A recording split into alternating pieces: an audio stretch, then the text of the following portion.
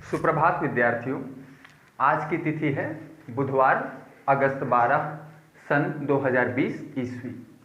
कक्षा 11 ICSE board जो कि हिंदी का विषय है, उसका काव्य खंड के बाल लीला पाठ को हम लोग पढ़ने जा रहे हैं। तो आइए हम लोग जानते हैं कि बाल लीला जो अध्याय है उसके रचयिता हैं श्री सूरदास जी। पिछले वीडियो में मैंने आप लोगों से सूरदास जी के जीवन परिचय के विषय में जानकारियां साझा की थी। आज हम लोग इस पाठ को पढ़ने जा रहे हैं। मेरा आप लोगों को यह स्पष्ट निर्देश है कि आप पहले कवि के जीवन परिचय को समझें, उसके पश्चात ही इस वीडियो को देखें ताकि आप लोगों को पाठ अच्छे से समझ आए। पिछले वीडियो में एक शब्द मुझसे छूट गया था, वो मैं आज आप लोगों को बताने जा रहा हूं। वात्सल्य। वात्सल्य शब्द का अर्थ होता है कि पिता का, माता का अपने पुत्र व पुत्री के प्रति प्रेम को वात्सल्य प्रेम कहते हैं। बच्चों के मन में जो अपने माता पिता के लिए श्रद्धा उत्पन्न होती है, उस श्रद्धा को वात्सल्य प्रेम कहते हैं। एक शिक्षक का अपने बच्चों के प्रति जो प्रेम होता है उसे वात्सल्य प्रेम कहते हैं। बच्चों का शिक्षक के प्रति जो श्रद्धा होता है उसे भी वात्सल्य प्रेम कह सकते हैं। अब यहाँ पर ध्यान दीजिए कि श्री सूरदास जी ने जो प्रस्तुत पाठ को लिखा है उसमें श्री कृष्ण भगवान के बाल स्वरूप का वर्णन किया है। शिशुत्व की इस झलकी में वात्सल्य प्रेम की झलकियां देखने को मिलती है। आइए एक एक पंक्ति करके हम लोग पूरे पाठ को पढ़ें। चलिए एक एक पंक्ति करके हम लोग पूरे पाठ को पढ़ते हैं। शोभित कर नवनीत लिए। शोभित अर्थात श्री कृष्ण भगवान के हाथ सुशोभित हैं। कर का अर्थ हो गया हाथ, नवनीत का अर्थ हो गया माखन। तो श्री कृष्ण भगवान अपने हाथों में माखन लिए हुए हैं। माखन श्री कृष्ण भगवान के हाथों में सुशोभित है। अगली पंक्ति। घुटुरुन चलत रेणु तन मंडित मुख दधि लेप किए। घुटुरुन अर्थात घुटनों के बल, चलत अर्थात चलते हैं, रेणु अर्थात रेणु का अर्थ होता है धूल, तन अर्थात पूरे शरीर, मंडित अर्थात मंडा हुआ है, मला हुआ है। अर्थात इस पंक्ति में सूरदास जी कहते हैं कि श्री कृष्ण भगवान अपने हाथों में माखन लिए हुए घुटनों के बल चलते हैं। उनके पूरे शरीर पर धूल धूसर लगा हुआ है। मुख दधि लेप किए, मुख पर पूरे दही का लेप किया हुआ है। अगली पंक्ति। चारु कपोल लोल लोचन।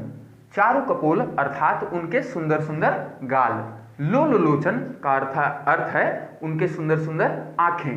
गोरोचन तिलक दिए और सिर पे, ललाट पे गोरोचन का तिलक लगाया हुआ है। अब यहाँ पर गोरोचन शब्द के अर्थ को समझते हैं कि गाय के पेट से एक दिव्य पदार्थ हमें प्राप्त होता है और उस दिव्य पदार्थ में कुमकुम व अन्य वस्तुएं मिलाई जाती है और उनसे एक तिलक बनाया जाता है और उस तिलक को भगवान कृष्ण के ललाट पर सुशोभित किया गया है। चलिए अगली पंक्ति। लट लटकान मनुमत्त मधुपगण। लट अर्थात श्री कृष्ण भगवान की जटाएं, उनके बाल जो और उनके बालों में जो लटें लटकती हुई हैं उनके चेहरे पर। लट लटकाने का अर्थ हुआ कि उनके बालों की जो लटें हैं उनके चेहरे पर लटक रही हैं। मनु, मनु का अर्थ हुआ मानो। मत्त मधुपगण, जैसे कि मान लीजिए कि उनके सिर से जो बाल, जो जटाएं लटक रही हैं वो मानो शराब पीकर, मधु पीकर मदहोश हुए हैं, अपने एक अलग ही मस्ती में लटक रहे हैं, झूल रहे हैं। मादक मधु ही पिए, जैसे कि कोई मादक पदार्थ वे लट जो हैं पिए हुए हैं और श्री कृष्ण भगवान के माथे से लटक रहे हैं। अगली पंक्ति।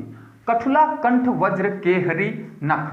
कठुला, कठुला एक विशेष प्रकार की जड़ी होती है और उसी कठुला की माला कंठ में भगवान कृष्ण धारण किए हुए हैं। वज्र केहरी नख, वज्र, यहाँ पर वज्र का अर्थ ऐसे तो हो जाता है कठोर, लेकिन यहाँ पर इसका अर्थ होगा केहरी। केहरी का अर्थ होता है व्याघ्र, बाघ। बाघ के नाखून, बाघ के नाखून का बना हुआ एक कठोर ताबीज उनके गले में लटक रहा है और साथ में कठुला उनके कंठ में सुशोभित है। राजत रुचिर हिये, राजत शब्द का सामान्य अर्थ होता है कि चांदी का। अब उस चांदी के ताबीज में हो सकता है बाघ का नाखून लगा हुआ है उस ताबीज में, ठीक है। रुचिर हिये, रुचिर हिये अर्थात हिये का अर्थ होता है हृदय, हमारी आत्मा, हमारा ये हृदय, और इस हृदय को श्री कृष्ण भगवान के हृदय को और श्री कृष्ण भगवान की दर्शन करने वाले लोगों के हृदय को रोचक प्रकट हो रही है, उन्हें बहुत ही सुंदर लग रहा है। अंतिम पंक्ति, धन्य सूर एको पल इहि सुख। धन्य अर्थात सूरदास जी कहते हैं कि सूरदास जी धन्य है, वह उनसे मिलने वाले श्री कृष्ण भगवान के समकालीन जो गोपीगण हैं, ग्वालाएं हैं, ग्वाल बालिकाएं हैं, उनके माता पिता यशोदा और नंद हैं, उनके गांव के लोग हैं, वे सब के सब धन्य हैं। सूरदास जी भी धन्य हो जाते यदि उनको एको पल इहि सुख, यदि उन्हीं सुख के पलों का एक पल भी सूरदास जी को दर्शन करने को प्राप्त होता तो श्री सूरदास जी अपने आप को धन्य समझते।